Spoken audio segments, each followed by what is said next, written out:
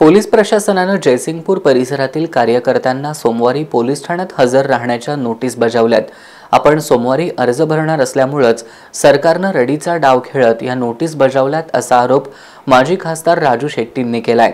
काय करायचं ते खुशाल करा, एकही कार्यकर्ता पोलीस ठाण्यात हजर राहणार नाही असं सांगत माजी खासदार शेट्टींनी सरकारवर जोरदार टीका केली आहे।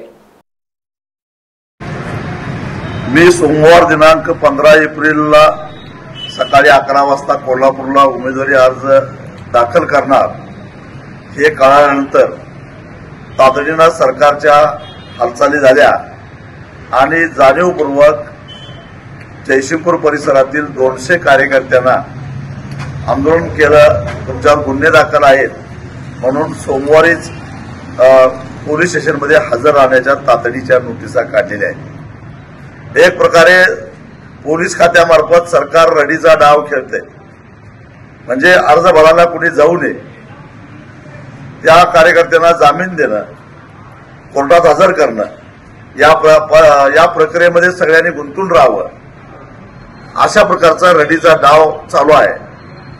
पण आम्ही कुणीही 15 एप्रिलला पोलीस स्टेशनमध्ये जाणार नाही। पोलिसांना आणि सरकारला जे काय करायचं त्यांनी खुशाल करावं अशा प्रकारचा रडीचा डाव खेळून किंवा यंत्रणेचा वापर करून, पोलिसांचा वापर करून ही चळवळ दबणार नाही।